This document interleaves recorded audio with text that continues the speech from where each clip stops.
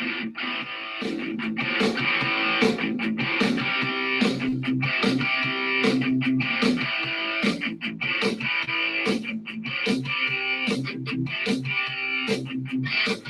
everybody. I'm Mike. This is budgetgunsandgear reviews, and you are listening to The Right of the People, where we use the first to defend the second every Friday night at 7 p.m. Eastern. So one That's weird. What in the hell? Stop! Oh, I know what. It was live over on Gun Channels, too. That's why we sounded all weird. Wouldn't be my show without technical difficulties, right? Amateur hour at its, I was going to say finest, but, well, we all know better. This is The Right of the People. It is Friday night, but it is not 7 p.m. Eastern. We are at our new and improved time of 11:30 p.m. Eastern, 10:30 p.m. Central, for those of you who don't reside in the time zone that matters. So, want to say thank you to everybody for stopping in and being part of the conversation tonight. Especially those here on the panel. David Bolin, the Kingpin himself. How you doing? Doing fine, Mike. Thanks for having me. I appreciate it. Oh, no problem. Seven, how you doing? We got Seven Wonders with us, folks.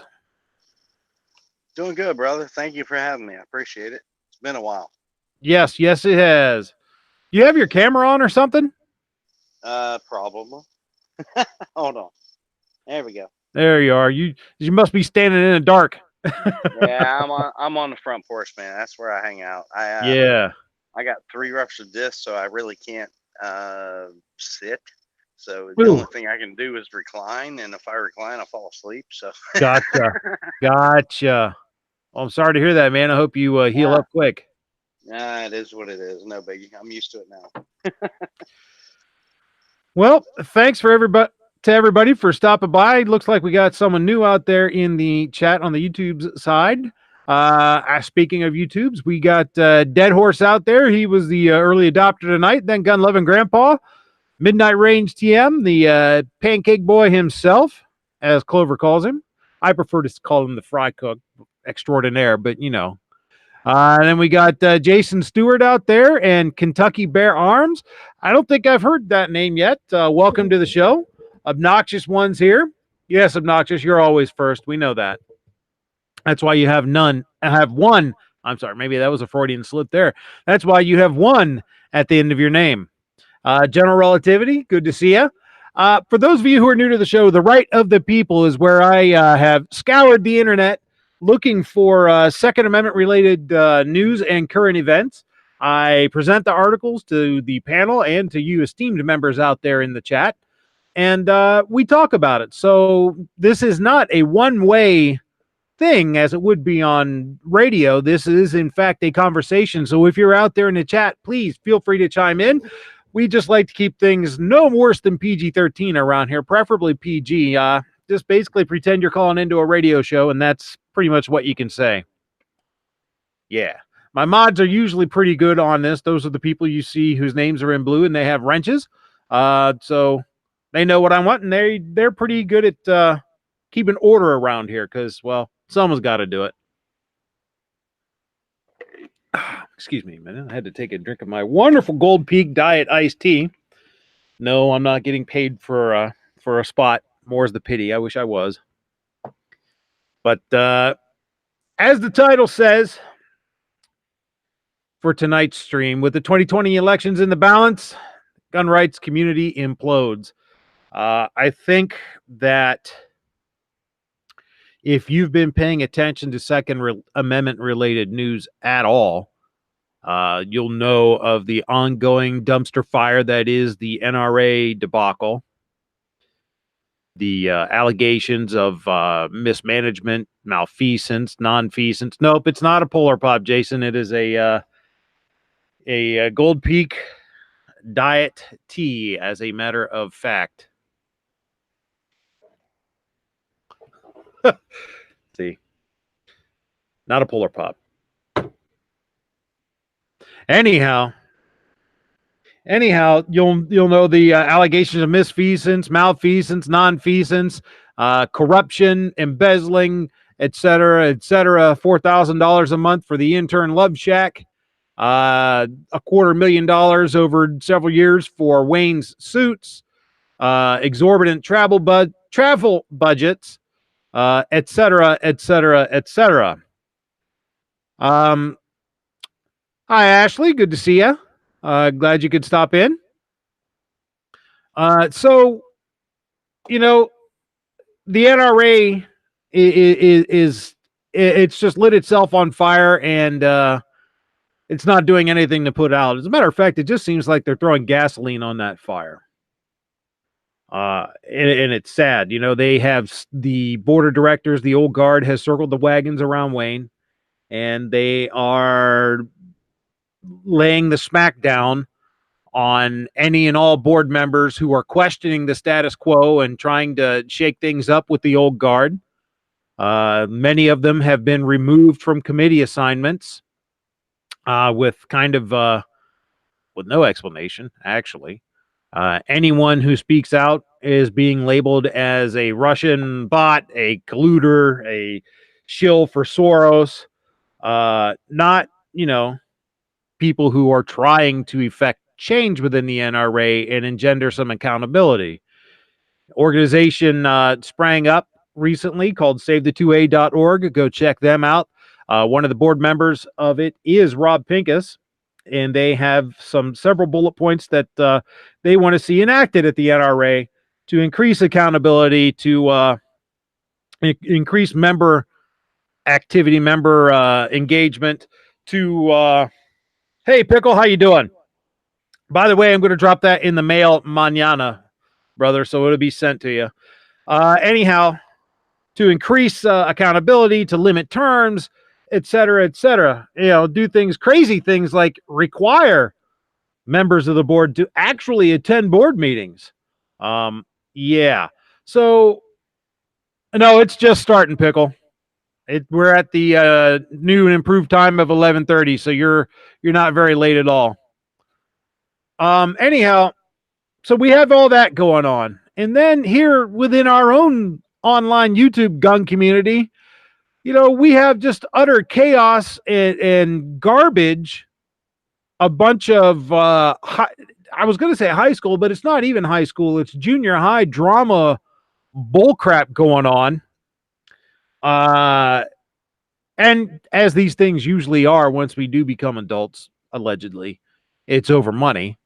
But then it devolves into personal attacks and sharing things that ain't none of your damn business to share and whatnot, and stooping to lows that, frankly, anyone with integrity should be ashamed of.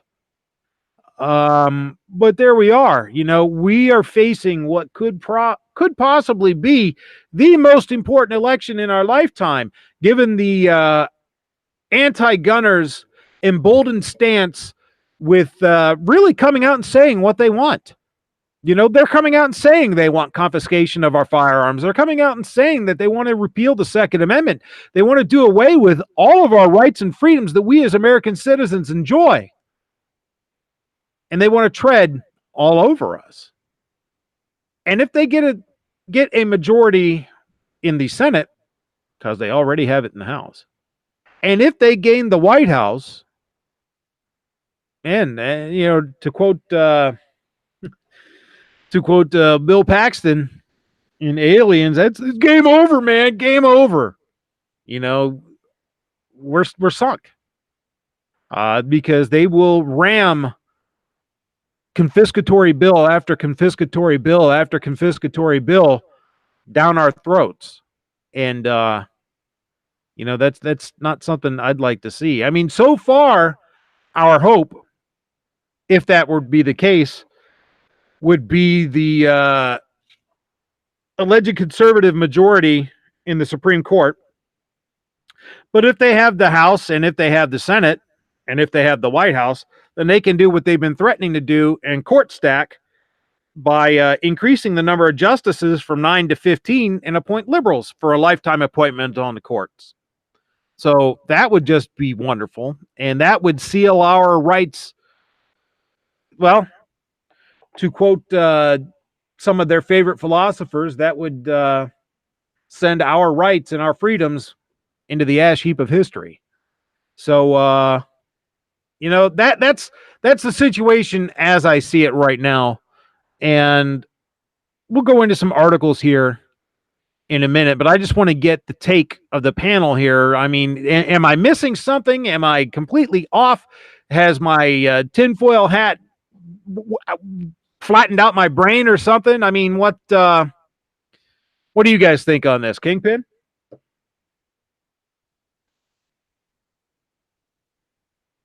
Hey, Kingpin, you're muted if you're trying to talk, buddy.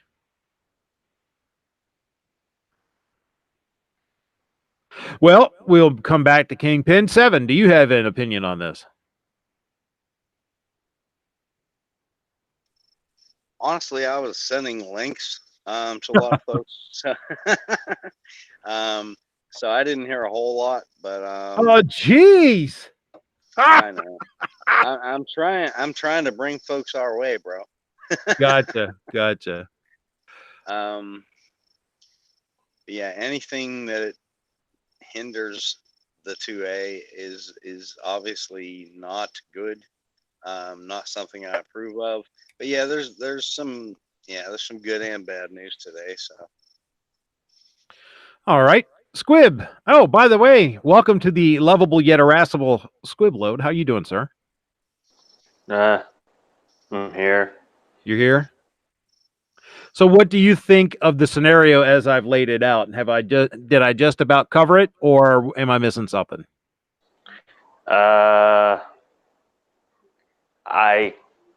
kind of didn't understand what you were talking about, so I'm probably not going to have a good answer. Oh, okay. Well, fair enough. Fair enough if you're not aware of what I was talking about. Kingpin, are you back with us? Yeah, I tried to unmute, and when I did, I got booted out. Uh-oh. The NRA is got a lot of collapsing left to do. Yeah. And I'm not saying burn it down and throw it away. I'm just saying, like any other thing, until it hits rock bottom, it's not going to change, and it's not quite got there yet. And I don't think that the people are, and I may be wrong, it's just my opinion, but I don't think the people see just how bad it is. And so with that being said, since they don't recognize how corrupted it is and how rotten it is, it's going to have to hit rock bottom before it changes. And as far as like the infighting in the community, I mean, I guess we could get more detailed into that a little bit later, but yeah, that's one of the number one reasons that I don't buy into that term community. Some of these guys might own guns, but they're not in my community. Well, we'll talk about that. That's an interesting point. As Clover would say, put a pin in that because we'll come back to it. For those of you who have been living under a rock and don't know what I'm talking about with the NRA, there's a couple of articles I want to read to you guys. This first one, once I can bring it back up on my doggone phone. This first one is from thehill.com. It was posted on July 23rd by Alex Gangitano. Pardon me, sir, if I butchered your name. It's titled, Democrats Look to Capitalize on Turmoil Inside the NRA. Democrats and allies are looking to capitalize on turmoil at the National Rifle Association, the nation's most powerful gun rights lobby, ahead of the 2020 presidential election. The NRA, an important ally for pro-gun rights candidates, has been hit by a number of high-profile departures and a power struggle among its leaders, leading to questions about its role in the upcoming election. Their power is certainly diminished, and we see candidates reflecting that back. Shannon Watts, founder of Moms Demand Action for Gun Sense in America, the grassroots arm of Everytown for Gun Safety, told The Hill. More like AstroTurf organ funded by Bloomberg, but that's beside the point. For a long time, Democrats and Republicans alike were cowed by the gun lobby, she said. That's not the case anymore. The stakes are high for both sides. The NRA spent $36 million in the 2016 cycle, backing President Trump. Since then, the group has seen its fortunes shift, losing members and revenue. According to the Center for Responsive Politics, the group's membership dues fell from $163 million in 2016 to $128 million in 2017, the most recent year with data. And I would suspect that those numbers have gone way down over the past 6-7 months. And the organization has been plagued by infighting. Its top lobbyist since 2002, Chris Cox, stepped down in June after the New York Times reported the group accused him of trying to extort Chief Executive Wayne LaPierre, allegation Cox denied as offensive and patently false. Mr. Cox resigned on June 24, 2019, a few days after he was placed on administrative leave. He was placed on administrative leave after documents implicated him in an alleged extortion scheme against Mr. LaPierre and the association. Andrew Arulandam, the NRA's managing director of public affairs, told The Hill. NRA President Oliver North also left after alleging financial improprieties by LaPierre. Top spokeswoman Jennifer Baker left last week, and the NRA cut ties with longtime advertising firm Ackerman McQueen, with the two now in a contentious court fight. The NRA has full confidence that its political activities were in full compliance with the law, Arulandam said. The NRA has long dominated the gun control debate in the country and showered its favored candidates with coveted endorsements and funding. But with the organization in transition, Democrats see it as a prime opportunity to push back on the issue of gun violence. The NRA's critics have become emboldened, particularly after the 2018 mass shooting in Parkland, Florida, which saw student activists garner new attention for addressing gun violence. You now have the combination of this powerful array of citizen lobbyists, moms, kids, families, all of whom are sick and tired of seeing people die in their communities, Representative Ted Deutsch, Democrat, Florida, said. It's little wonder that the NRA is weakening and that they've got so many internal problems that they're plagued by investigations. Now's the time to capitalize on that, he added. And if you think he's the only one thinking that, you're nuts. Groups pushing for tougher gun rules say they will ramp up their own spending in 2020, building on the midterms, which saw a number of gun control candidates elected. The NRA was outspent and outmaneuvered by gun safety groups in the 2018 midterms, Watts said. In 2020, we'll prove the strength of the gun safety movement once again. A spokesperson for Brady, another gun control group, said they also intend to boost their 2020 efforts. Brady made its largest electoral investment in 2018 the new organization had in years, and is expecting to increase those efforts in 2019 and 2020, the spokesperson said. The 2018 midterms was the first election cycle in which gun control groups outspent the NRA and its allies. Everytown spent $30 million in support of candidates at the state and federal level.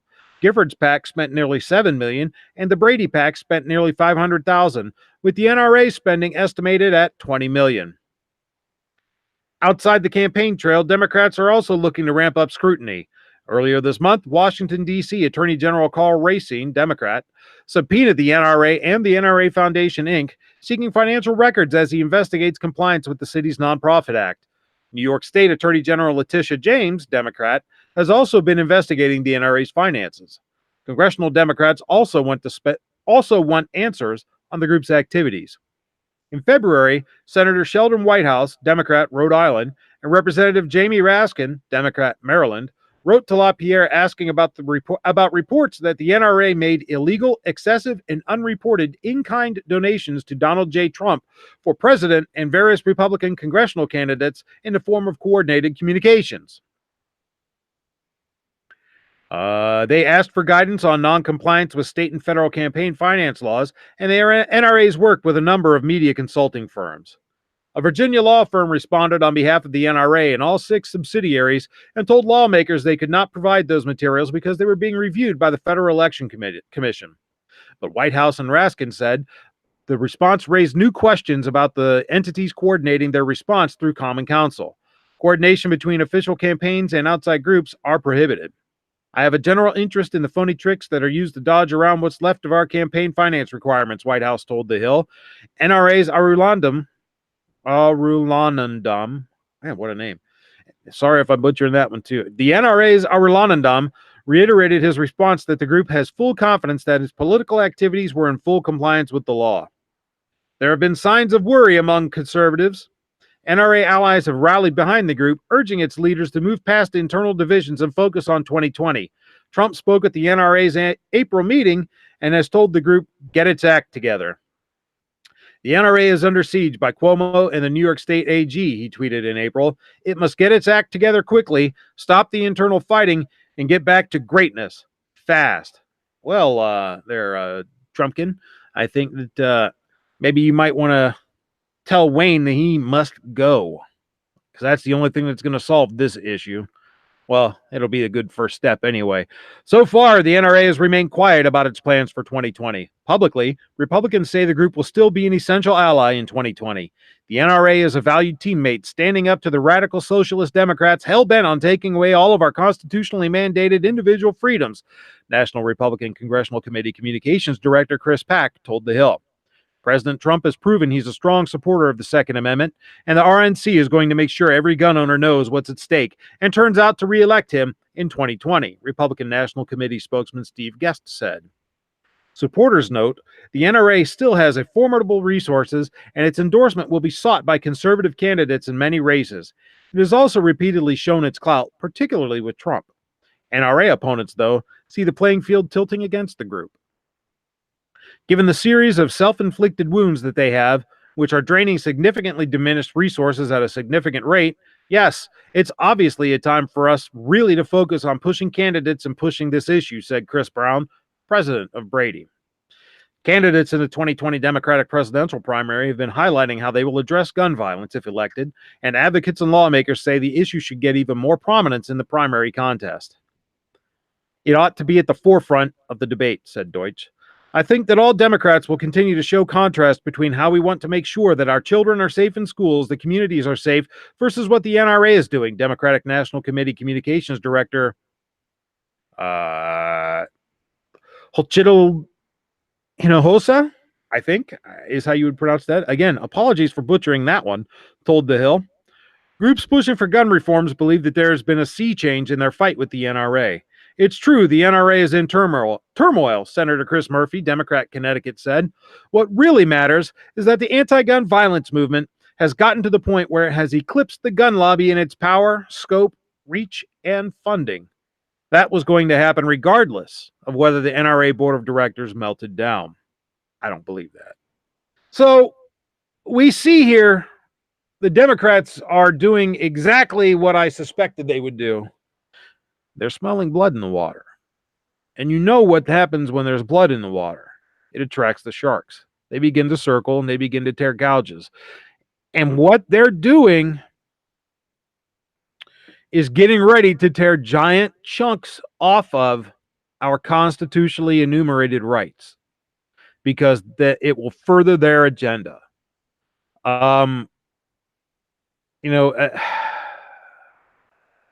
This whole thing with the NRA, a lot of people have been saying, screw the NRA, burn them down, get rid of them, we don't need them, et cetera, et cetera. Wrong. And it's not that we need the NRA as it's currently constituted, because we don't. We need an NRA that is strong. We need an NRA that is vital. We need an NRA that is actually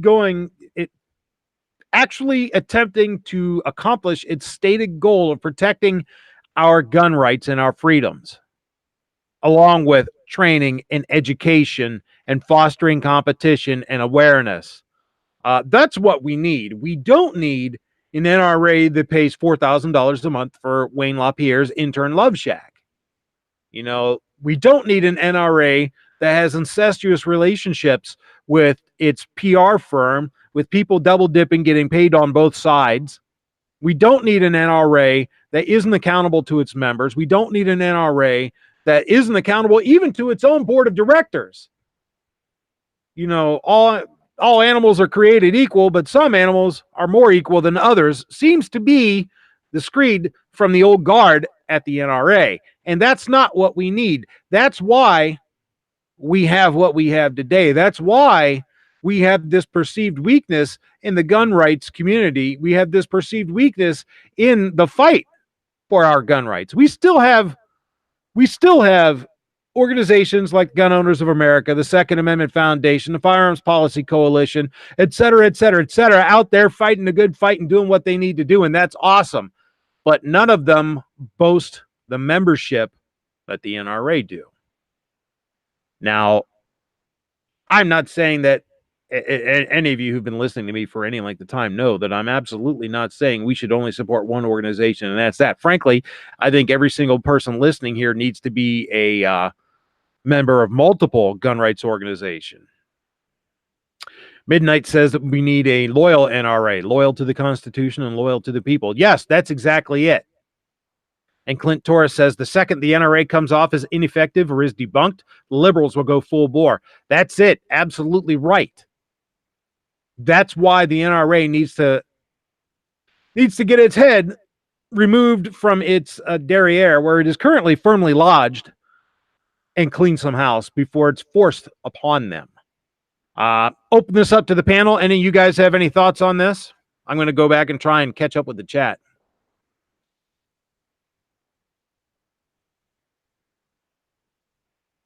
Bueller.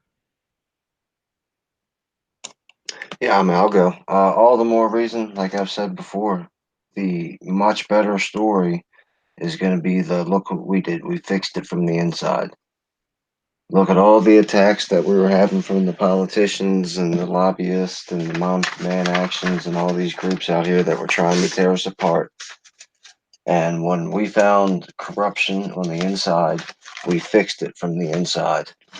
Yeah, to me, that's a great story. But I don't know that it'll go that way. I hope it goes that way. I'm optimistic that it'll go that way.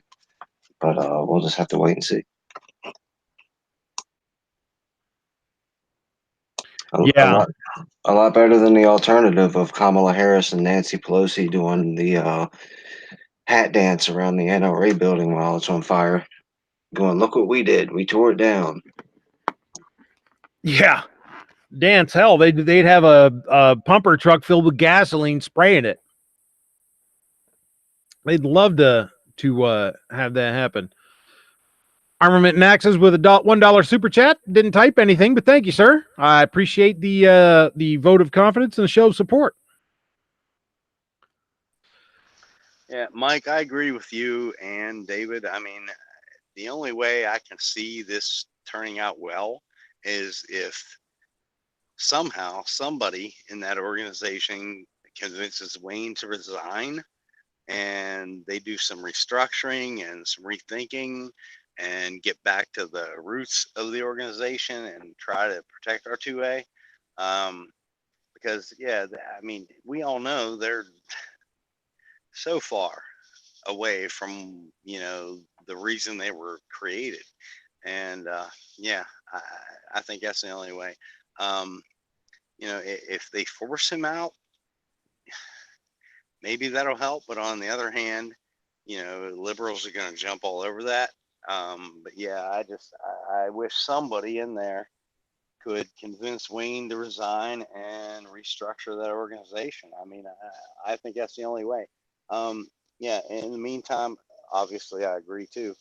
I support Second Amendment Foundation and, GOA and FTC. And, yeah, I think that's all we can do right now, and just hope for the best. Send some letters if you think that'll help. But, you know, yeah, they have to be restructured and get rid of Wayne to make this work, I think. Yeah, absolutely. Just want to take a second to welcome 9mm. It says this is her first Budget Guns and Gear live. She's listening and loving this new time slot. Well, good. I'm glad to have you. Glad that you can be part of the conversation here tonight. So welcome, welcome, welcome. And this is the time slot that it's going to continue to be at until, well, way too long till I retire. So 13 years or I get sick of doing this, whichever comes first. So, or, you know, YouTube kicks me off, which, yeah, that'll probably come before any of it, right? But then I'll just find a new rock to crawl under and, you know, keep on doing what I'm doing because I don't think I'm going to give this fight up. Well, the next article kind of dovetails with the previous one there from The Hill. And this actually comes from CNN. And reading through it, especially for CNN, it's a pretty fair piece, I think. Floundering NRA struggles to maintain its 2016 influence in 2020 race by Sarah Murray and Phil Mattingly, CNN, posted July 20th, 2019. The National Rifle Association was already reeling from leadership shakeups and allegations of financial mismanagement when it dropped another bombshell. The NRA accused Chris Cox, the man who had controlled the organization's lobbying and political activities for more than 15 years.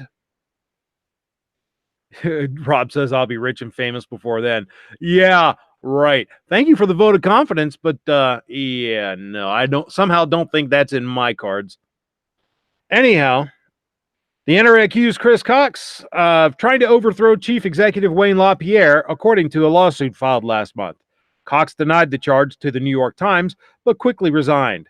His unceremonious sacking stunned NRA board members who saw Cox as a potential successor to LaPierre and infuriated political staffers. Some started packing up their desks, unsure of whether they would be ousted too, multiple NRA sources said.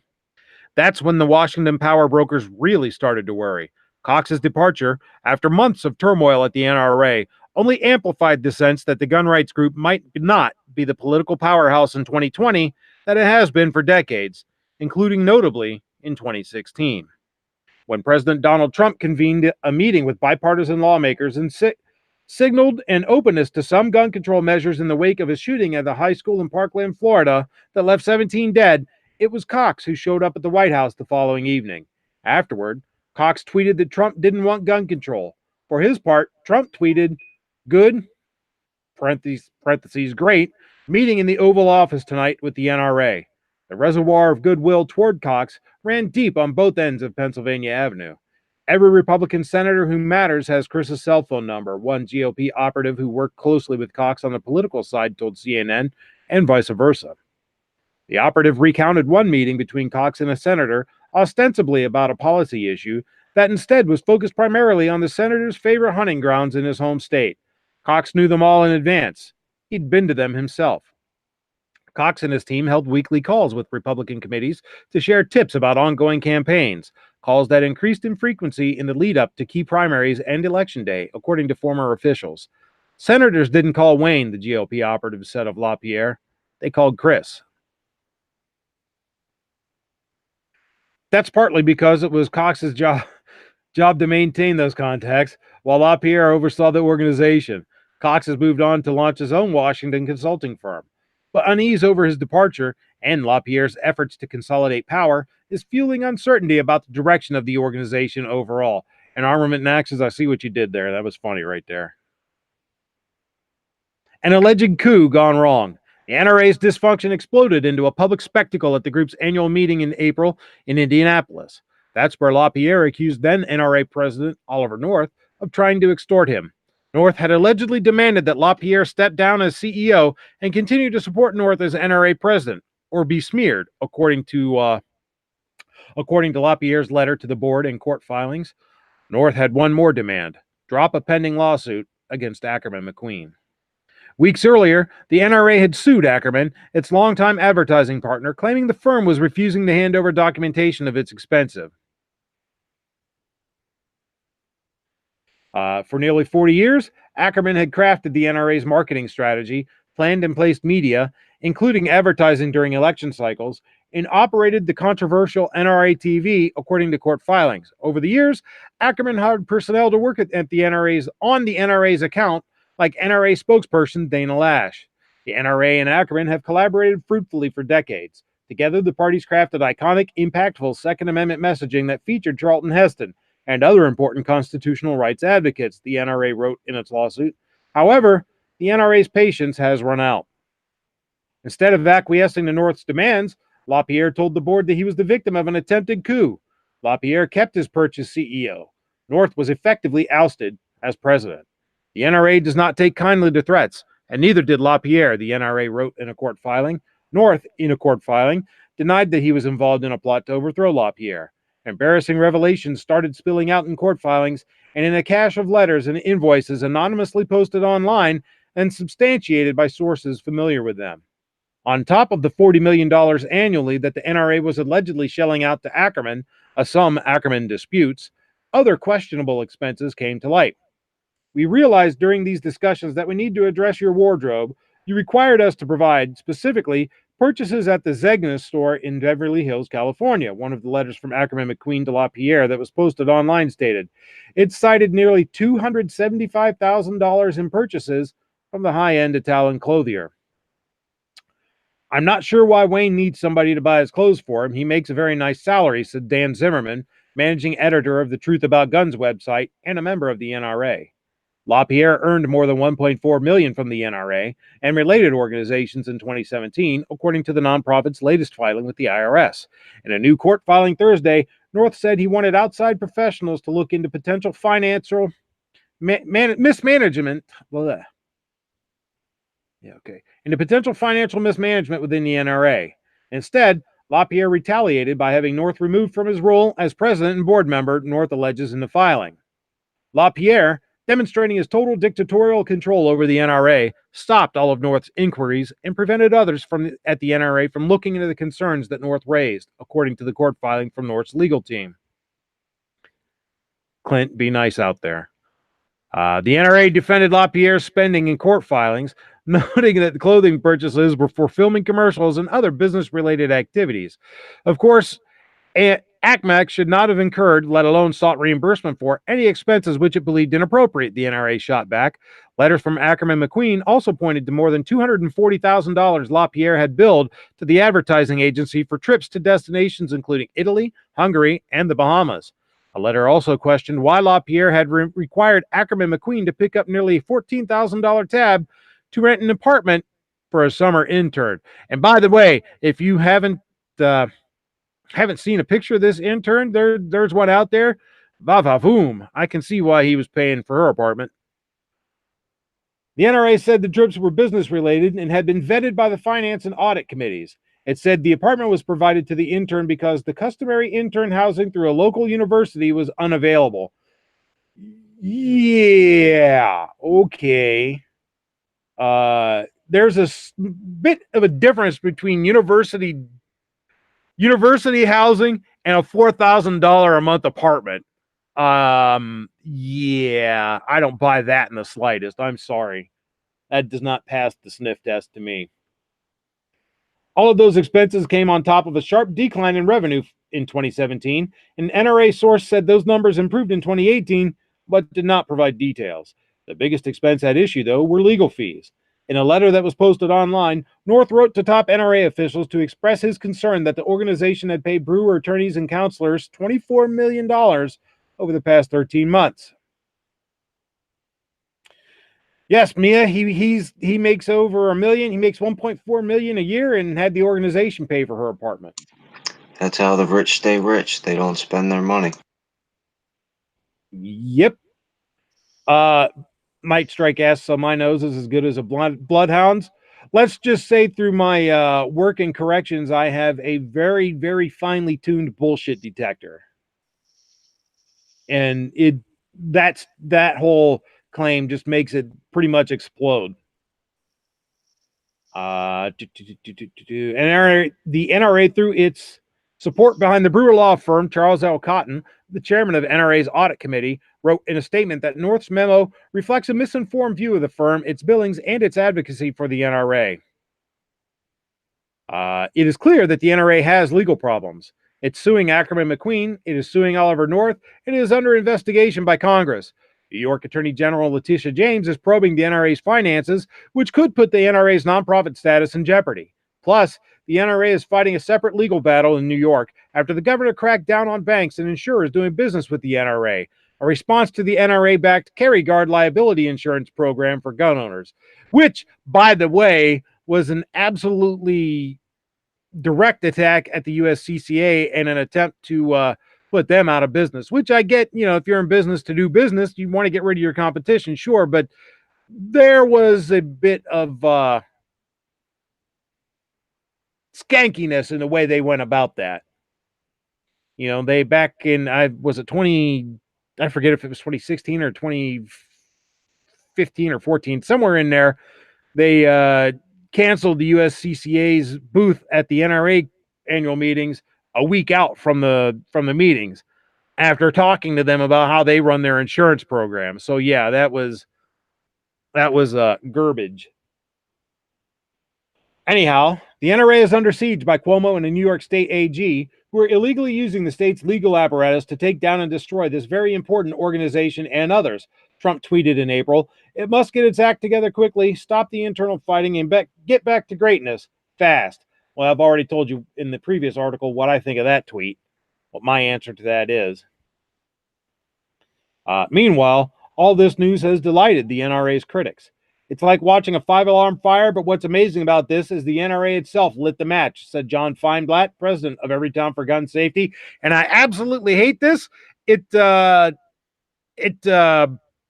really, really kills my soul to say this, but I absolutely agree with the man. You know, this is like watching a five-alarm fire, and the NRA did light the match. Democrats take aim at the NRA. The NRA is up against a different political landscape in 2020 than the one it faced 4 years ago. Democratic presidential hopefuls took to the debate stage openly talking about banning assault weapons, instituting universal background checks, and taking on the NRA. They are emboldened in part by public sentiment. In May 2019, 61% of voters said they support stricter gun laws compared to 34% who opposed them, according to a Quinnipiac University poll. Of course, if we believed in polls and if polls were all that reliable, we'd have President Clinton to contend with right now instead of President Trump. But I digress. But Democrats have also been bolstered by gun control groups that are emerging as more formidable opponents to the gun rights movement. In the 2018 midterms, gun control groups actually outspent the NRA. Oh, you mean Bloomberg actually outspent the NRA? Gun safety is going to be a defining issue for 2020, Feinblatt said. The gun safety movement has never been stronger, and the gun rights movement has never been weaker. That's a true statement. For its part, the NRA is more than happy to be underestimated. We're very focused on 2020, said NRA spokesman Andrew Abalanandam. Our members know what's at stake from draconian gun control schemes, from gun confiscation to registration, so they will be out in force, and the NRA will make sure of it. Disillusioned and disgruntled members. Ideally, though, an internal war at the nation's preeminent gun rights group wouldn't be spilling into public view in the run-up to a presidential election. To the extent that these controversies combine with a huge drain on the organization's resources and time to distract it, that's a negative for gun rights in the United States, said Zimmerman, the gun website editor. Last month, the NRA and Ackerman officially severed ties amid their bitter court battle. NRA TV and Ackerman production was among the casualties. The streaming programming was divisive, expensive, and little watched, according to viewer data obtained by the New York Times. In an episode needling the diversity among the talking trains in children's show Thomas and Friends, NRA TV portrayed the trains in Ku Klux Klan hoods. Hosts have lamented that men are getting less masculine and that immigrant detention centers, if anything, are too nice. The NRA has no plans to revive the programming. It noted in one court filing that certain NRA stakeholders were also concerned that NRA TV's messaging on topics far afield of the Second Amendment deviated from the NRA's core mission and values. A source familiar with the situation said the NRA also has no plans to bring Dana Lash, NRA TV's frontwoman, back to the NRA fold. That may not be enough to satisfy some NRA members who believe the NRA embraced the conservative movement so fully that it has driven away any non-Republican gun owners. Many of us feel they stopped being a lobbying organization and started being a lifestyle brand, said Rob Pincus, who described himself as a disillusioned and disgruntled lifetime member of the NRA. You've got a lot of angry and concerned American gun owners who are demanding change. Some board members, including former Florida Congressman Alan West, publicly called for a change in leadership. At least one donor told the New York Times on the record that he was interested in leading a rebellion. Other grassroots members are trying to encourage their fellow Second Amendment advocates to quit paying dues to the NRA and redirect their money and their time to other gun rights groups.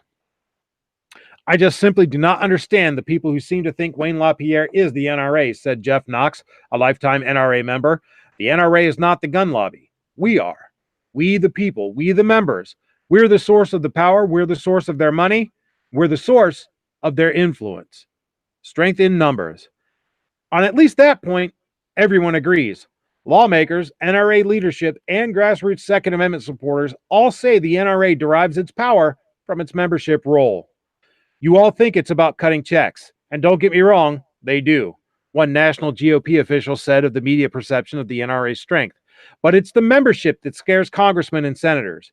You get on the wrong side of that, and you're effed. A well-functioning NRA can direct a large, motivated membership to support its chosen candidates and causes, delivering at the polls, but also pressuring lawmakers when gun issues come up legislatively. It goes well beyond saying, hey, go vote for this candidate, a Republican senator who worked with Cox told CNN. They do persuasion work. They do get out the vote work. Hell, they'll tell their folks how, where, and when to vote in primaries, which has been a tremendous help for some of us. The fear of angering those members still stands.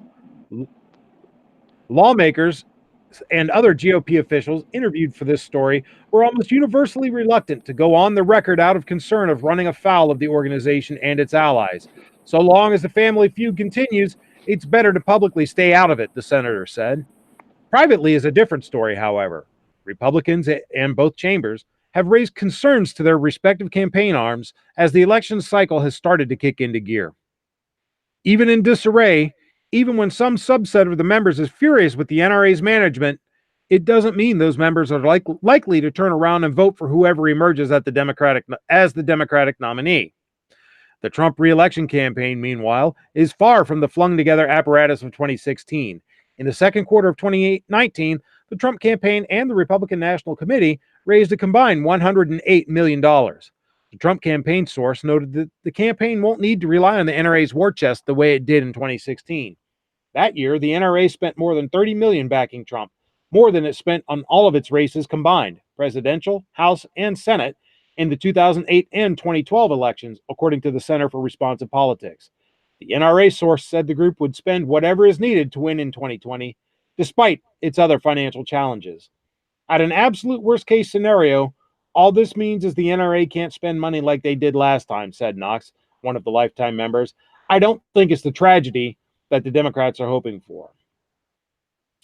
So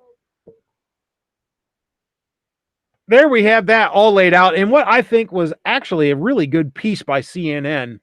It pretty much gives you the entire backstory, and it sets the stage for how things are right now. So Midnight, see that you decided to join us. Thank you, sir. Do you have something that you'd like to add to this, or some thought that you'd like to contribute?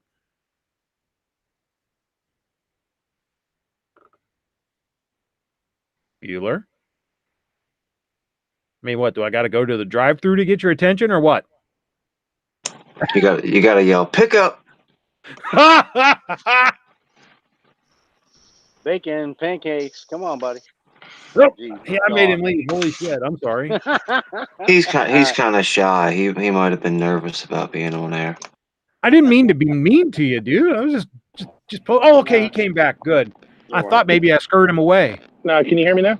Yeah, I can hear you now. It wouldn't let me unmute. It's weird. I have trouble sometimes when I first join and I get in my truck because the Bluetooth.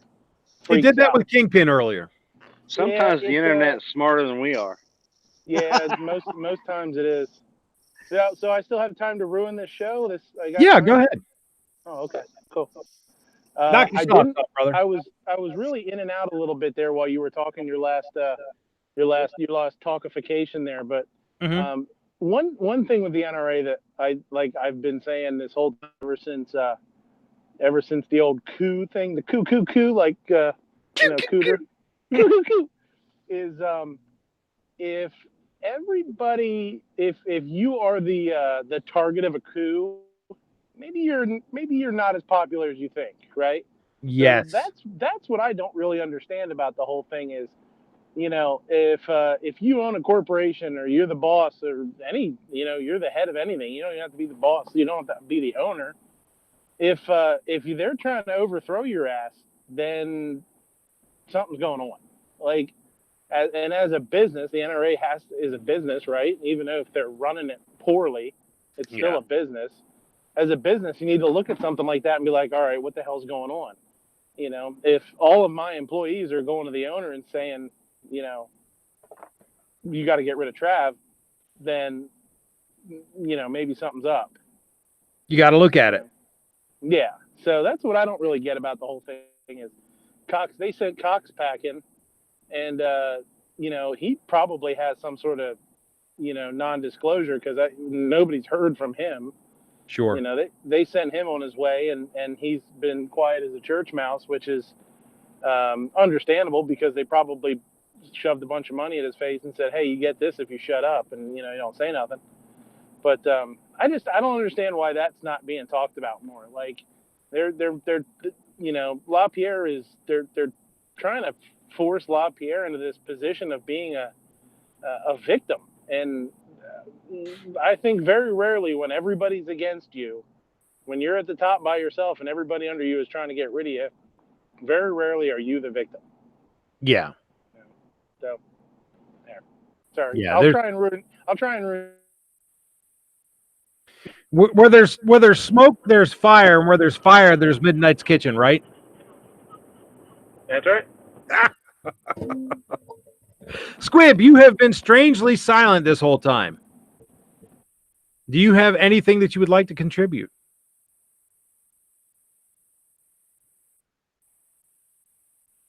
Maybe Squib's having mute issues as well.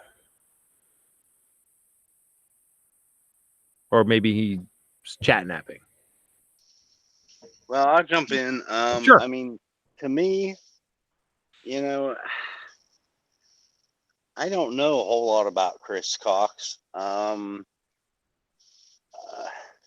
So I can't really say if his resignation or termination was a positive or negative.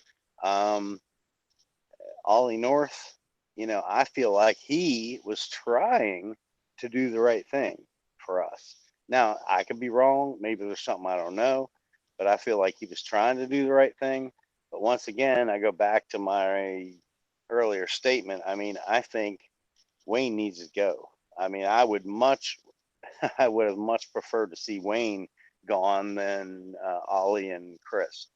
But it's frustrating because, that organization, I believe, was founded to protect our rights. And as we all know, they have been falling short, and they only do so when it's going to be a plus or positive for them.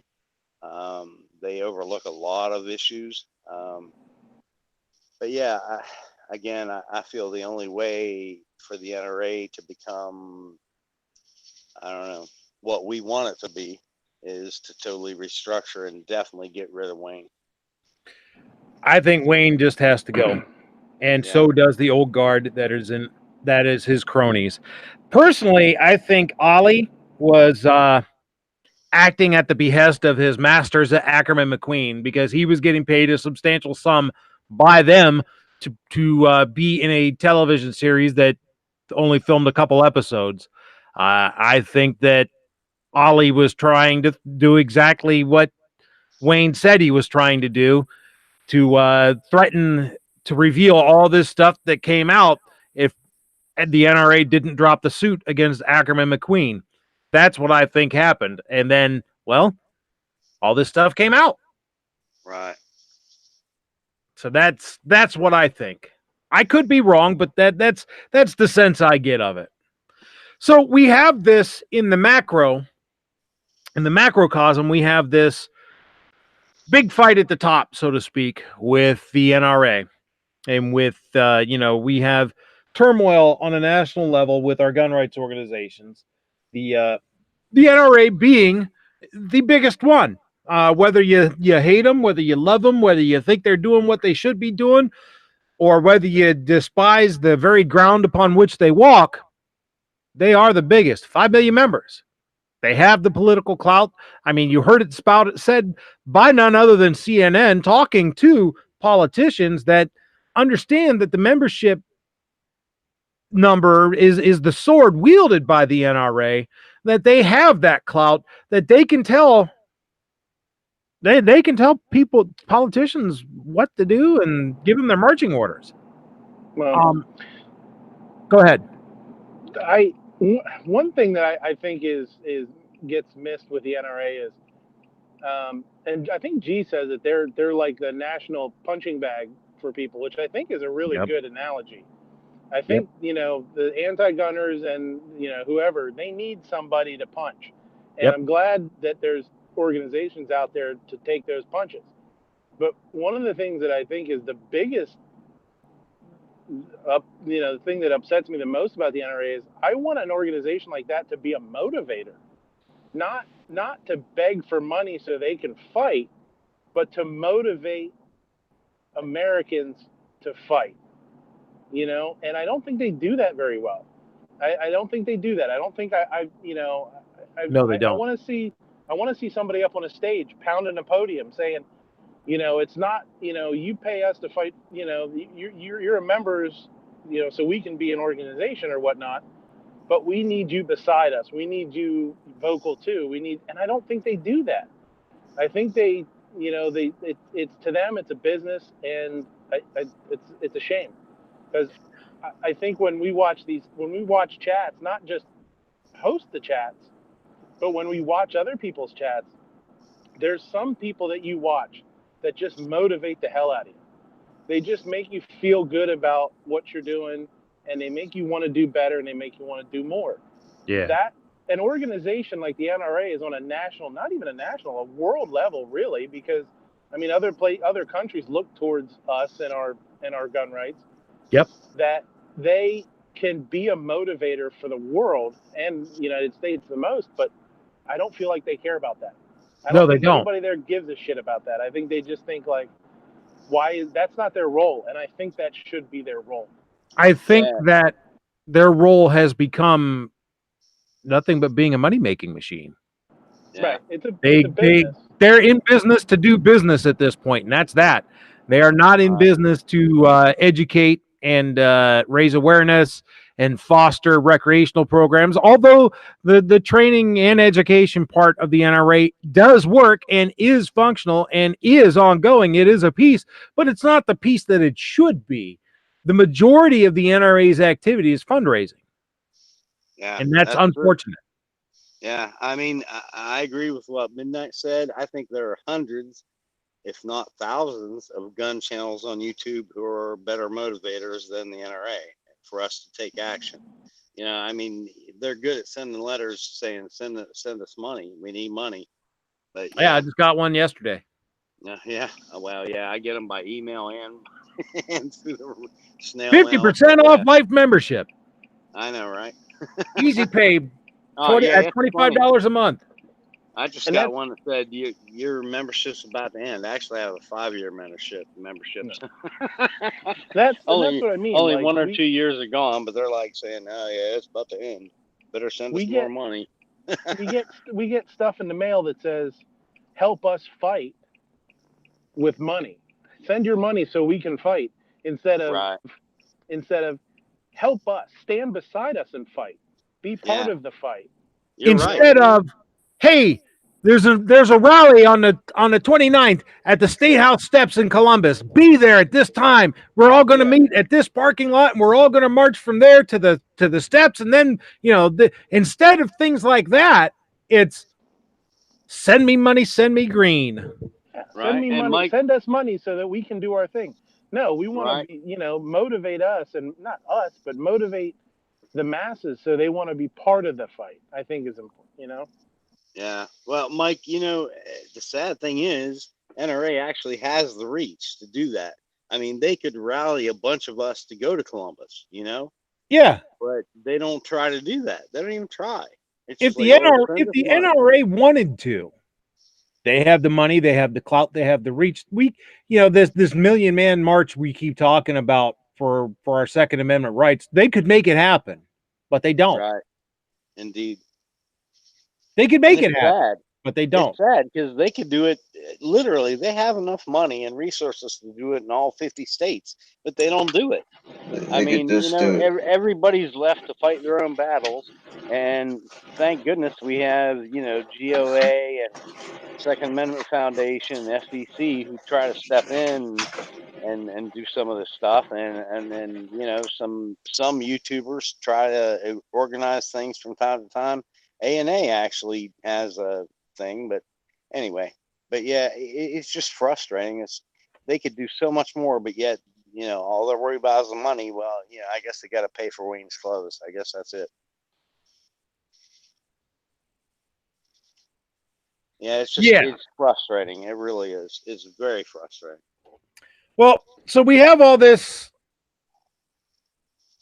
So we have all this garbage going on at the macro level, but on the micro, when we as the small YouTube creators that you guys are talking about should be focused on picking up the slack and doing what the NRA isn't. Instead, we're focused on this junior high school drama bullcrap that we got going on. You know, and yeah, I'm talking about the Hank and Forge from Freedom thing. And I'm talking about Matt from Never Enough Ammo getting into it. And I'm talking about Hank bringing Yankee into it. And all this crap, which should have just been a private business matter between Hank and Sam, got brought all the way up. And now it's in the forefront of people are spending so much. I mean, how I'm talking about this garbage right now in saying that we shouldn't be talking about it. I know what you mean, man. It's the same thing the MSM does, and possibly our government. You know, they give you distractions. Let's work on this. Let's think about this instead of what really matters. You know, I'm only bringing it up to say that, you know, all this crap should have never happened. And I think, you know, Matt's heart was in the right place by trying to give Sam a platform to speak on, so he can tell his side of it. Whatever. You know, when Hank originally attacked Yankee, Matt wanted to defend him. Okay, I can understand that. Yankee's your friend. I can understand wanting to stand up for your friend, but the wiser course of action would have been to stay out of it. right? But you know, he didn't, and he inserted himself into that, directly into the middle of it, which, you know, bless his heart for trying to get to that. But you know, Hank then took it to a whole nother level. Yeah. You know, and I'm not going to repeat what Hank said about Yankee. You guys can go back and look at Hank's video in the response to Matt, and at the end of it, you'll see what I'm talking about. But, you know, that the kind of personal attack and level of doxing that this has gone to is just, it's egregious. It's horrific. I can't, you know, Hank went too far. Hank went way too far. He should have never done that. Yeah, and it's, you know, I've been a sub. I don't generally hang out in too many people's live chats because a lot of times they're like, you know, I love Clover's show, and once in a while I'll watch Yankees, and once in a while I'll watch Matt, but not for long and not often. But, you know, as far as produced content, I've been a fan of Hank's for a long time. I like his produced stuff. I can't watch him no more because what he did was just horrific. Should have never done that. First off, a real man would have never done that. Second, once a real man did that, he would apologize, because you don't do that shit to people. That's just, it was rotten. And it's just a bad form. Bad form. It is horrible. But my point in bringing this up, not only aside from saying, dudes, this shit shouldn't be an issue, is that it shouldn't be something that we're focusing our energy on. You know, Hank and Sam had a business disagreement, and regardless of where you stand on it, it should have been between Hank and Sam. Yeah. And by bringing this all up and by perpetuating it as the drama that they're perpetuating it as, response after response after response after response, it is detracting from what should be our focus, with especially as creators in the firearms space here on YouTube, and people who try to fancy ourselves as gun rights advocates, gun rights, maybe even some of us as activists. We should be focusing on gearing up and preparing for the 2020 elections, because they're coming, and they're coming hard. And with the NRA being kind of wounded here, we need to step up and fill that breach in the line. We need to take up that slack. You know, there's a lot of us out here, and that's where our focus needs to be, not freaking trying to destroy each other. over Right. a $300 bullshit debt. Right. Indeed. Mike, forgive me if I'm out of line. Don't ever have me back. But one of Okay. my buddies out in the chat, Warsaw Patriot, has been asking me to bring something up, but he's actually way better at it than I am, and I wouldn't recommend this if I didn't believe in him. Do you mind to let him come in? I think he gets a link. I mean, he can come on anytime. I send him a link. I think he's part of my email list. Yeah. Well, Warsaw, if you didn't get a link, put your email in the chat, because I mean, what he has to say makes sense to me. So.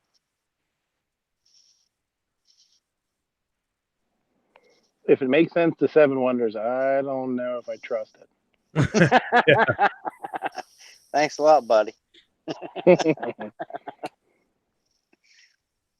Yeah, so Night Strike, how you doing? I know you got something to add to the conversation. Oh, Night Strike, take it easy on me here, bud. I'm wearing a Bluetooth. All right, since I'm feeling a little under the weather today. Hey, I you will just sound say, like you have a cold. yeah, I think it's allergies. Like it. I think it's allergies, but it could be a cold. I don't care which. I'll get over it, power on through it, because you know what? That's what men do. But it shall not be infringed. I'm not going to yell it. I don't need to, because I'm sick. We'll give you a pass on that. And I mean that. I mean that physically. Yeah. I know. We'll give you a pass on it. You're feeling under the weather. By the way, sorry to hear about your cat, brother. Yeah, Me? thanks. Oh, Night Strike. Oh, yeah, Night Strike and my cat. Yeah, we both had to do the same thing on the same day. Oh, that sucks. I've been there, done that. I love that little cat, because Yep. I moved into a house one day, and then 6 months later I had a cat. Yeah, it's funny how that happens, isn't it? Well, the thing is he was a stray, and I guess he was looking for someone to adopt him, or someone to be his buddy, and because he was out on the street by himself. And cats are never strays. Cats just simply haven't decided where they're going to live yet. No, I think that what the case was with this one point. is he had a family, and then he didn't have a family, and I guess he was looking for another family to adopt him. Well, yeah, he was interviewing a new set of slaves. That's all. That's how cats think. Budget that might have been true if he didn't beg like a little dog when we ate pizza. Well, yeah, in my case, this guy was like less than a week old, and my recently deceased father's neighbor found it outside her business and brought him home, and she knew I love cats, so she's like, "Can you take care of this guy?" And I'm like, "Oh, hell yeah." I mean, he was like 4 inches long. We bottle fed him, and he slept on my lap for most of the last 18 years. But yeah, it's part of being a good dad is knowing when to let them go. Yeah, it might even be the most important part.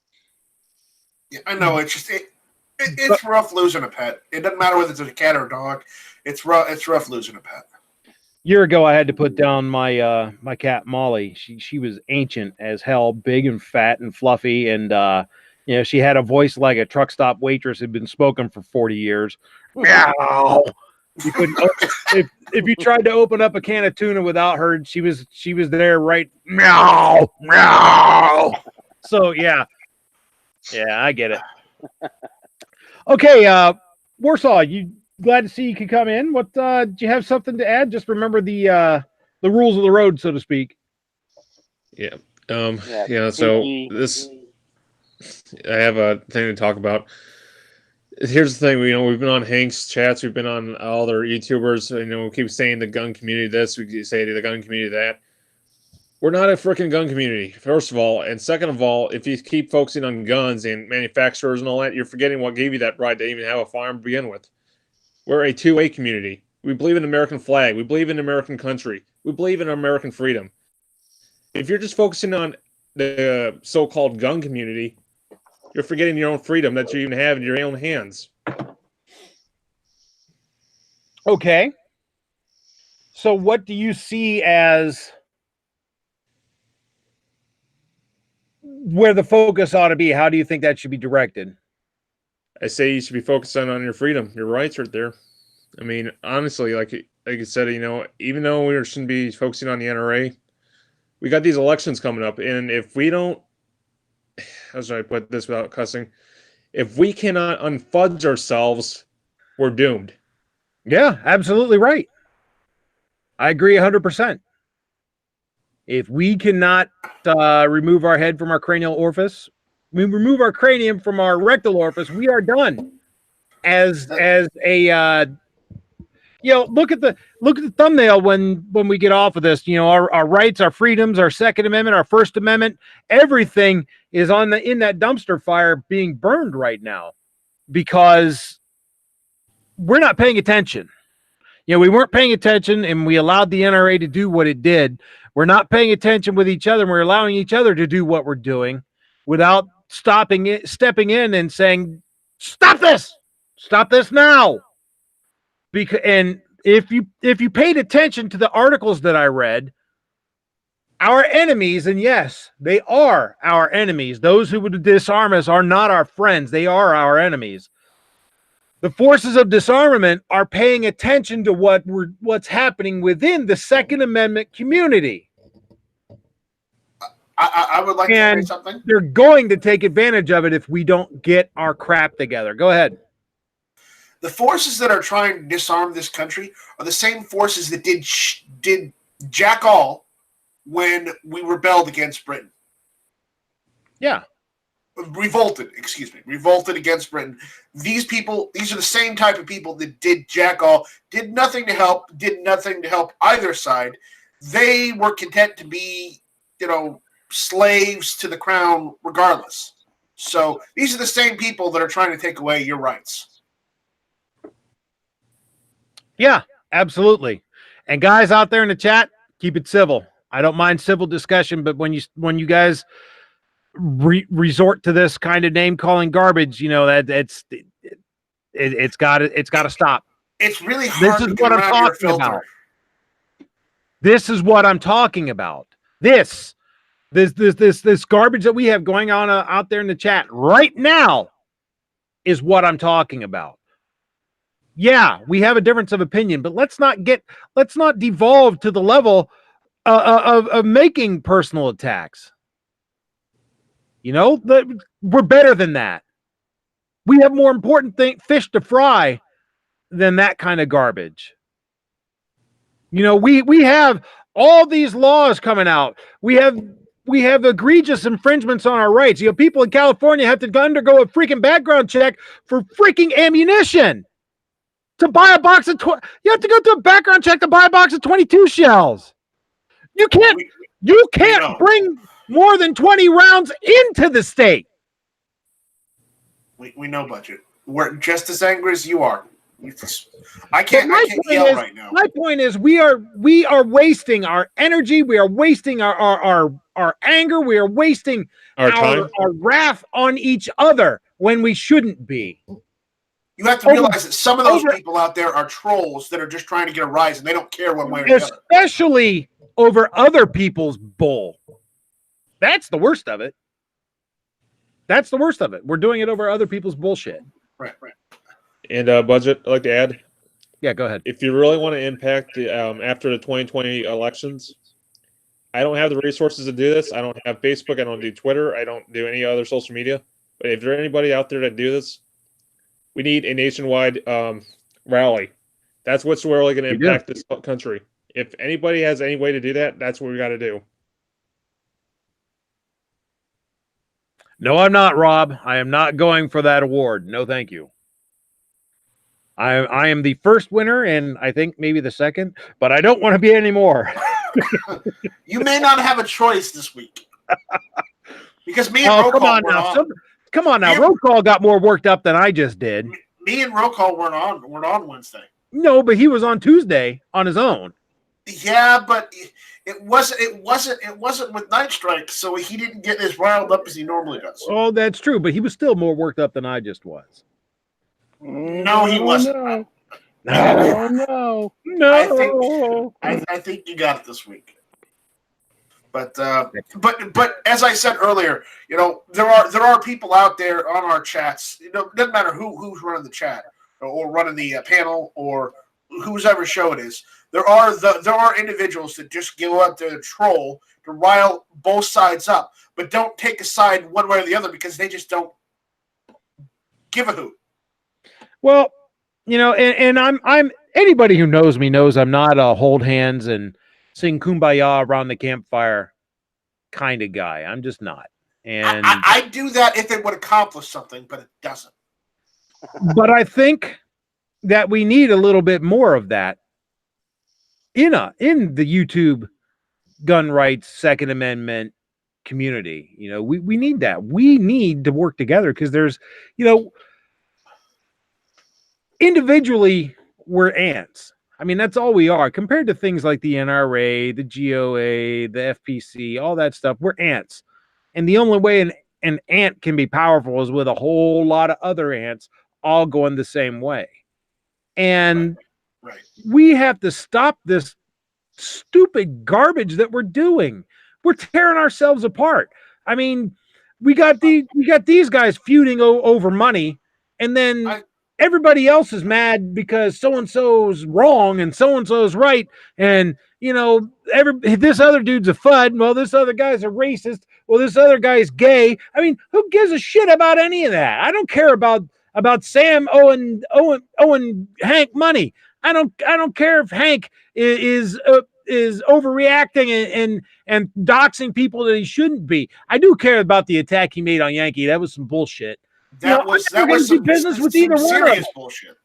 I'm never going to do business with either one of them, so I don't give a crap about that. Right. What I care about is the perception, the negativity that's being injected into our struggle for our Second Amendment rights. And that's what's happening. You are tarring all of us with that brush. And we don't need that crap. We need to be ambassadors for the Second Amendment. We need to be ambassadors for our sports. We need to be ambassadors for our cause, not ambassadors for a bunch of freaking douchebaggery. And that's all that we're doing right now. Are you guys sure we're on budget chat? Because I don't normally hear him be this vocal. Yeah, I'm riled up about this. It's got me angry. I think you may get that award this week. It's got me angry. And I'm even managing to do it without doing a lot of cussing. So you use the D word. Yeah. You use the D word, so you're close. You said you added an RY on the end. Yes, that's what I was going to say. And with the usage of douchebaggery, thou hast won. Yay! But I heard something the other day, and I'm more likely to agree to this.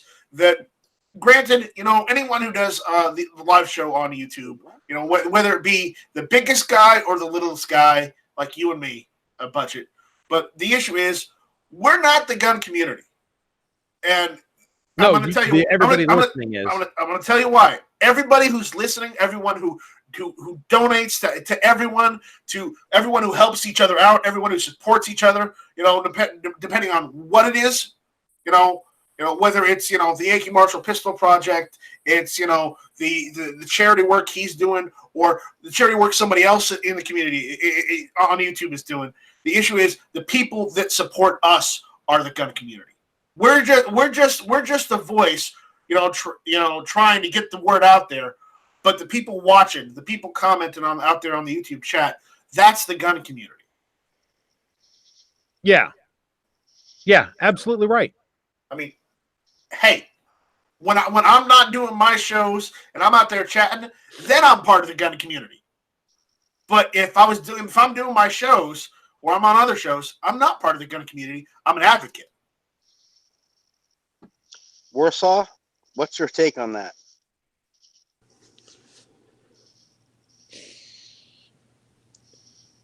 That's true. They are also held to be part in a civic duty to defend their rights as well as us. like I said, if we're just think of it this way: we're only the messenger. True, but at the same time, they could be helpful to help out, for a cause. I'm not arguing. Not arguing there. Yep. Well, okay. I think we've beat this to death. We're going to move on to the final segment. What is Roll Call 219's favorite part of the show, the self-defense shoutouts. For those of you who are new to the show or who have never stuck around to the end, self-defense shoutouts are not where I am reveling in the death or injury of the bad guy. They are where I am reveling in the fact that the good guy had the means, method, and opportunity to prevent the bad guy from doing death or injury to them. So keep it under that context. However, in all of these cases, I always have been and always shall be a believer in the precept of play stupid games, win stupid prizes. Even this last one we're going to talk about, which kind of hits me personally. This is from July 25th, 2019 from pilotonline.com. Robber shot and killed by bystander at 7-Eleven in Virginia Beach, police say, by Robin Soderski and Jane Harper. One person was killed and another injured in a shooting early Thursday morning, July 25th, 2019, at a 7-Eleven located at 130 Newtown Road in Virginia Beach. A quick stop at 7-Eleven for a big gulp and some nachos in the middle of the night went sideways for Barry Engel. In a matter of minutes, she was on the ground, covering her head and praying she wouldn't get shot. First, there were the robbers, masked and armed. Police believe it was at least the fifth 7-Eleven in the area the pair held up in a matter of hours. Then came the gunshots. But it wasn't the robbers who fired their guns.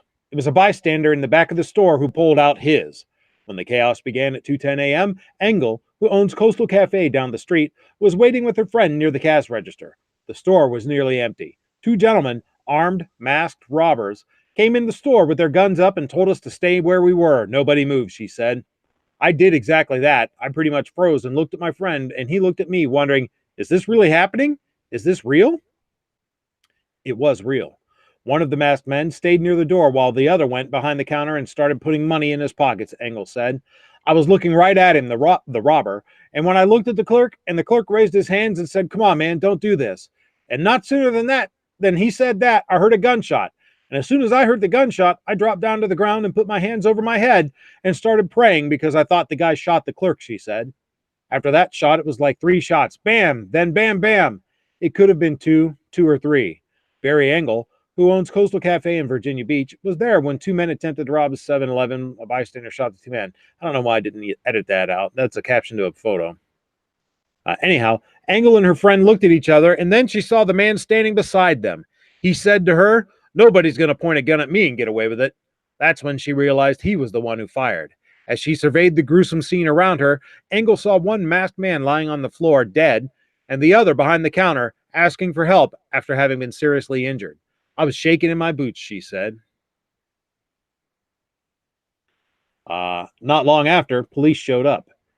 At the 4 other 7-Eleven robberies in the area, another in Virginia Beach, 2 in Norfolk, and 1 in Newport News, police said the 2 men and an accomplice walked in with masks and guns and demanded money, just like on South Newtown Road. The clerks in the other incidents complied, and no one was injured, police said. Police have not said whether they'll charge the bystander. I sure hope not. Charges are pending against the men in custody, both the one who was shot and another police found nearby and said they believe was involved. The names of the man who died and the one injured have not yet been released by the police. The shooter's name will only be released if he is charged, police said. And he shouldn't be, in my opinion. No, but he also didn't need to say what he did, though, either. No, and he shouldn't have. He shouldn't have. All he should have said, if he had to say anything, was ask everybody else who was in the store with him if they were all right. Yep. That would have been more appropriate. But again, in the heat of the moment, yeah. Shit, what do you Here's say? a pro tip, folks. Don't say that the person you just shot wasn't going to get away with whatever they did, because that could be construed as you seeking vengeance. If you have to say something, it should either be, hey, are you guys okay? Or should it be something like, it maybe, holy cow, man, I was scared, or something like that. So, yeah. Yeah. It's just smart. That's all. That's all I had to comment on that. I'm glad that nobody was hurt. Nobody of note was hurt. Yeah, and it sucks that guy had to pull his gun and shoot someone. Yeah. But again, I think that clerk who said, "Come on, man, don't do this," I think because he said that, they might have pulled the trigger on him. Yeah, they might have. Just because he said something instead of doing what they told him to. You can't you can't take a chance in a situation like that. You have to assume that they're going to kill you and act accordingly. Yeah. Next up, from July 18, 2019, by Robin Deich in Q13Fox.com. Homeowner shoots armed burglar in South Seattle. Seattle police are investigating after a homeowner shoots a burglar outside of her home in the South Park neighborhood. Police say the homeowner shot and injured a burglar in the 600 block of Riverside Drive. Seattle police said they were responding to a 911 call from the homeowner who told them she had shot an armed man trying to break into her home. When officers arrived to the scene, they found a 41-year-old man behind the home with a gunshot wound to the shoulder and a handgun on the ground near him, according to Seattle police. Officers had to coax the homeowner, who was still armed with a rifle, down from the roof before they could safely approach the suspected burglar. The suspect was taken to Harborview Medical Center in serious condition. Seattle police said detectives found multiple bullet holes in the exterior of the house and believe they were caused by the burglar. Officers have interviewed and released the woman pending further investigation. Seattle police officers also took an additional man into custody who was running from the scene as they arrived. Police are interviewing the man to determine if there is a connection to the burglary. What the hell was she doing on her roof? I don't get that one. Roof Korean? There you go. What was that? Roof Korean. Could be, yeah. Homeowner shoots, kills intruder in Howard County. This is by Zeke Hartner, July 22nd, 2019, by WTOP.com. A man attempting to break into a house in Woodbine, Maryland, was shot and killed by a homeowner in the early hours of Sunday morning. According to Howard County Police, around 1 a.m., Gerardo Espinoza, 46, of Chantilly, Virginia, who was not wearing shoes or a shirt, began banging on the door to a house in the 14,000 block of Carriage Mill Road and demanding to be let in. Police said footage taken by a security doorbell, which has not been made publicly available at this time, shows Espinoza threatening the resident, shouting, "I'm going to F you up, and you want a piece of this crap?" That wasn't a word he used. The residents of the home, Charles Dorsey, 56, and his wife repeatedly shouted at the man to leave and dialed 911. Espinoza then tried to force his way into the house. In the video, police say Dorsey can be heard shouting, "He pushed the door open, he pushed the door open," at which point Dorsey shot Espinoza once, killing him. According to police, Espinoza had been staying at a friend's house in the neighborhood and may have been drinking before the incident. Detectives are looking into the possibility that Espinoza may have accidentally gone to the wrong house. Police say no charges have been filed at this time. I live not far from there, and I've heard a lot about that story. And it's definitely not something that you got to really dig into what you think about that. Like, that's the kind of story you can't just listen to once and then make up your decision, because a lot of the witnesses say that they were out partying that night and the dude didn't know where he was. So he might have been all drunk and he went to the wrong house and he thought his friends were pranking him, not letting him in. I'm drunk. I want to go to sleep. It's 2 a.m. or whatever. But I also don't want to take anything away from the guy who had to defend himself. He didn't, you mentioned it earlier, he didn't have the convenience of finding out. Just like if somebody's got a gun pointed at you, you don't have the convenience of saying, is that loaded? Is it unloaded? You've got to assume every gun that is ever pointed at you is loaded. Yep. So I'm very familiar with that story. And like I said, that's probably 20 minutes from where I am now and about 10 minutes from where my parents live at. Well, this next one isn't close to me, but the last one is. We'll talk about that in a minute. Homeowner shoots intruder. Suspect was trying to invade Oroville home, police say. So yes, Pickle, I did get your email. From the Oroville Mercury Register. A home invasion early Wednesday morning in Oroville led to one man's death and left another man hospitalized.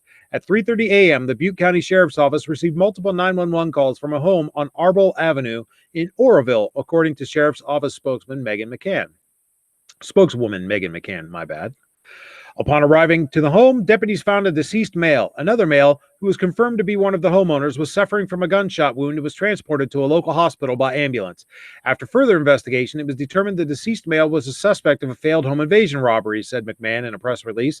During our investigations, detectives learned the suspect, who was armed with a handgun, tried to gain entry into the back of the home and was met by the male homeowner. A struggle ensued, and the female homeowner then retrieved a firearm and fired several shots toward the suspect, striking both the suspect and the male homeowner. The female homeowner was not injured. The deceased suspect was identified as Cody Fonts, 33 of Oroville.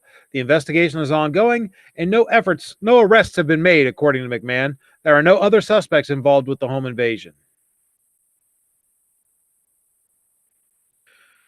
And last, but certainly not least, is one that hits me because I knew the decedent in this case. The guy, one of the perpetrators, the one that was shot years ago, was one of my boys at work, and I knew him, and I know him very well. And while he was locked up, and he was locked up for good reason. He was one of the ones that you end up liking, and it really, hearing this it didn't surprise me, but it hit me hard. The disappointment of what happened and the way he continued to take his life, the choices that he continued to make in his life and the path he continued to take. And it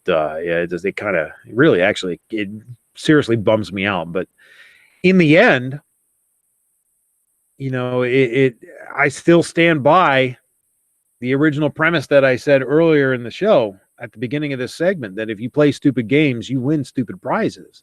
If you continue to make poor decisions, if you continue to make criminal decisions, if you continue to engage in criminal behavior, eventually you will pay, and you may end up paying the ultimate price.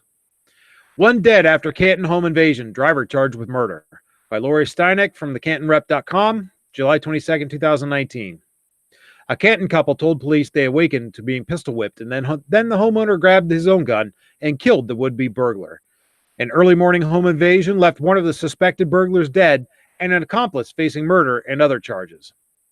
The victims, a Northwest Canton couple, awoke around 2 a.m. Monday to two masked men pistol whipping them during a robbery attempt, according to the investigators.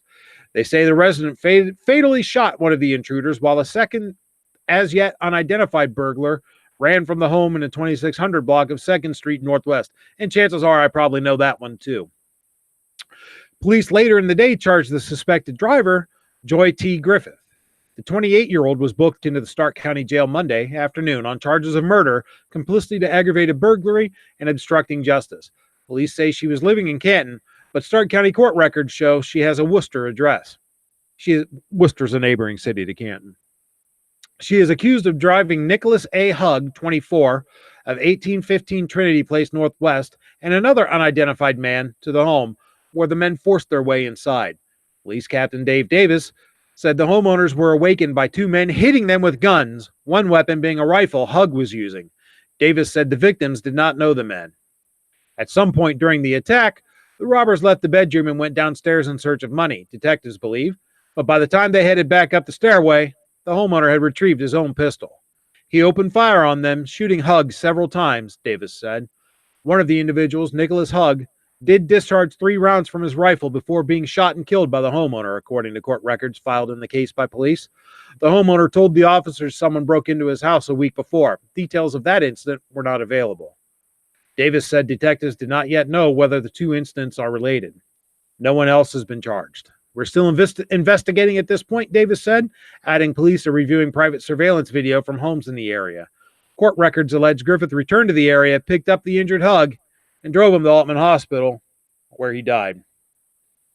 Now, another article in a neighboring paper says that in the search incident to the in the search that resulting from the incident of the house, search of the house resulting from the incident there. That's what I was trying to say. Police discovered a small grow operation with 10 marijuana plants in one of the bedrooms. So my suspicion is that they were coming to rob them for, rob the drug dealer. That's what I think was happening. That being said, I still count it as a self-defense shout out because there was a home invasion and someone defended themselves. Now, whether or not you believe marijuana should be legal or not is irrelevant. It isn't legal. And, I'm sure that the homeowner will be winning his own version of the stupid prize for playing stupid games. And as far as Miss Griffith goes, well, in this state, if someone dies during the commission of a felony and you are complicit to that felony, you are charged with murder. So don't play your own version of play stupid games, win stupid prizes. And on that note, I'd like to thank everybody for spending the time here. As always, I am humbled and amazed that you have spent a good hour and 40 minutes listening to me bloviate about pretty much, not nothing, but listen to me talk about stuff that has really tripped my trigger this week. I want to thank you guys in the panel first and give you an opportunity to plug your projects and give us any final thoughts that you might have. So let me pull my window over here so I can see. We got Kingpin. Is there anything you'd like to leave us with, sir? Yeah, I'd like to say thanks for having me, and special thanks to all the new names out in the chat room tonight. Thank you for coming. Please come back next Friday at 11 p.m. Eastern Standard Time. For this show? Yeah, you should probably check it out 11:30. too, Budget. I think you would love it. That's what I said, 11:30, right? No, you said 11. Oh, I thought I said 11:30. I'm sorry. Yeah, Oh, it's 11:30. 11:30 p.m. Eastern for Budget Guns and Gears review, or Right of the People. Thanks for having me. Thank you. Midnight, is there any plugs you'd like to make? What do you got going on? Any words of wisdom, etc.? Oh, well, yeah, I'm on Sunday nights, 10:30 Eastern. Come over to my channel. Bawoosh. Come check us out. Food and gun talk, Second Amendment and snacks, whatever you want to call it. We have a good time. I don't know, words of wisdom. I think one of them that I have tried to keep in the back of my mind, ever since I've especially been on the chats and starting my channel and meeting a lot of you guys and stuff, is don't ever be ashamed that you're a gun owner. Never. How about that? Night Strike. Please give your plugs. Plug GunTube and but Midnight Range, is it okay if we were ashamed that we know you? Yes. Okay. Just making sure. I had to ask, for a friend. Mm-hmm. Yeah. I think that's mandatory. Oh yeah. And of course, I'm only kidding. I just had to, follow up with that. But check out guntube.org, and I'm working on putting up some links because GunTube now has an Indiegogo campaign up and running to try and get some funding to set up a Hangout alternative that isn't run by Google. And if you can't contribute to the Indiegogo campaign, head on over to Patreon, throw them a couple bucks a month. I do. You should too. Or spread the word on Twitter, Facebook, and what's the other one? Instagram. There we go. There we go. Yeah, that stuff. Because that helps too. Yep. So. 7. Anything you'd like to leave us with, sir? Budget, thanks a lot for having me on the show again. And sure. I appreciate all you guys. It was a great conversation. This was a really good chat today. And if I have one final thought, it's, for lack of sounding silly, let's all try to get along. Let's realize we're on the same team. We're on the same team, you know what I mean? And we need to unite. I mean, the people who are against us already outnumber us. So yes, we they kind do. of got to stick together and try to bring more people into the fold. Otherwise, we're going to get more and more outnumbered, you know? So everybody, please take that to heart and try to bring some of your friends, try to convert people, do what we can do. Yeah, we've got enough people against us already. We don't need all this division. Absolutely right. Squib, are you live, brother? Yeah, I it's been a busy day, so the show notes that you sent, I didn't make time to review them, Okay. and I jumped on after you had gone live, so I didn't have any pre-chat or anything, and I wasn't correlating the relationship there between what you were talking about with regard to people in our community on YouTube or whatever somebody wants to call it, and the gun rights organizations. And as you went on, I started figuring out and putting two and two together. And then when you started talking about people in our community that behave a certain way, a bunch of names came to mind. And then later, you brought up names of 4 people who I don't even follow, and so I'm not really aware of really that drama. I've heard some scuttlebutt about it, but I don't even. Yeah, so it's kind of like, they said that, I'm not surprised, but I don't really care. But overall, I really haven't said a whole lot because my opinions on the gun rights organizations with regard to the whole, internal stuff and what it could do to the Second Amendment, and my opinions on the people in our community and what their actions can do to the Second Amendment community. My opinions on all that stuff are not very popular, so I kind of thought it'd just be better just to. But I will try to sum it up with this, and you guys take it whatever way you want, take away anything you want from it.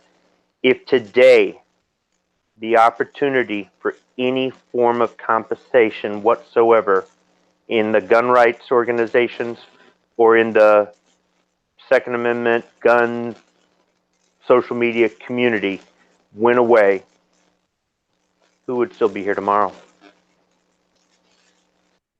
That is a very interesting point. I think that the key to that is the transparency aspect of it, though.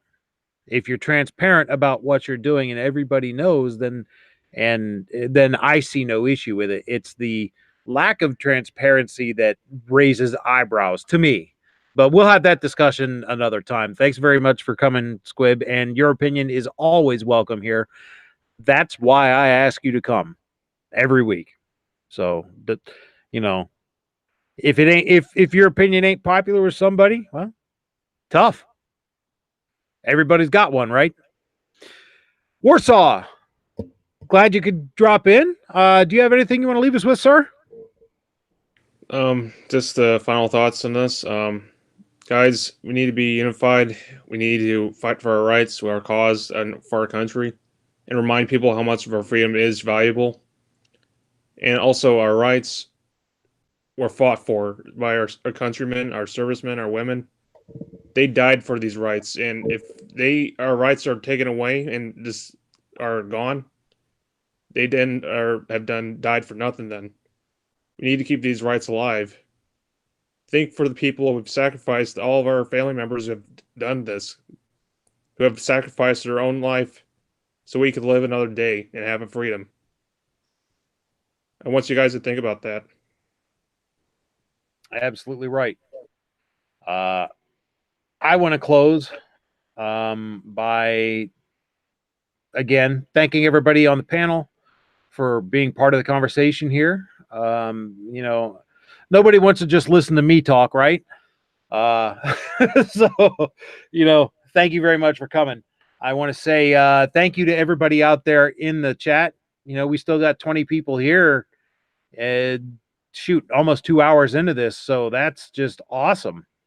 If you guys want to support the channel, Head on over to Patreon, be a budget buddy over there. No, roll call, you got stuff to do, brother. Don't apologize to me for never apologize to me for not coming on my show, man. You got stuff to do. You're busy moving and all that. I understand completely, brother. You're always good in my book. But he should apologize for not doing Rants and Raves. Yeah, no, seriously, because I actually freaking waited up for that. You should have checked my channel. I made a yeah, I video. saw that as I was heading to bed. You put that out after I finally gave up. So yeah, you should apologize for that, Ro. Rada. Anyhow. Anyhow, you are the wound up guy of the week. Anyhow, if you guys want to support the channel, you can head on over to Patreon and be a budget buddy over there. But if you don't want to, give me any money, that's cool. Nobody has to give me money. Awesome. Like, share, subscribe, man. That supports a lot. That matter of fact, a share in the right place is tremendous and huge. If you guys are going to go buy anything on Amazon, head on over to my website, budgetgunsandgear.com. Go to my Amazon influence store, click on absolutely anything, and then go buy whatever it was you were going to buy. I'll get a small chunk of that through an affiliate link. You can also find affiliate links over there for other stuff like Palmetto State, Brownells, whatnot. That will give me a little chunk of that. So, that's cool. I would very much appreciate that. And that's money you were going to spend anyway. If you're looking for cool t-shirts, head on over to my Spreadshirt shop. As a matter of fact, you could get this cool shirt right here. Now there it's even cooler because it covered my face, right? The American Freedom. So no, not at all. Not at all. You can catch that one over there. There's another one here I got somewhere. Oh yeah. I like this one too. Gun control is never about the gun. It's always about control. Something I always say here on the show. So, yep, I'm whorishly pimping out my my merch. So, go buy some. You're a big fan of 1984, aren't you? That's right. But no matter what, folks, whether you choose to support the channel or not, support yourselves, support the Second Amendment, support the cause. Always let your Congress critters and elected representatives know what you think. Don't ever be afraid to speak out. Send them a telephone, telegraph, snail mail, email, carrier pigeon, semaphore, heliograph, smoke signals, a runner. Frickin' do whatever you have to do to let them know how you think, and never, ever, ever give up the fight. I'll see you guys next week. Shall not be infringed.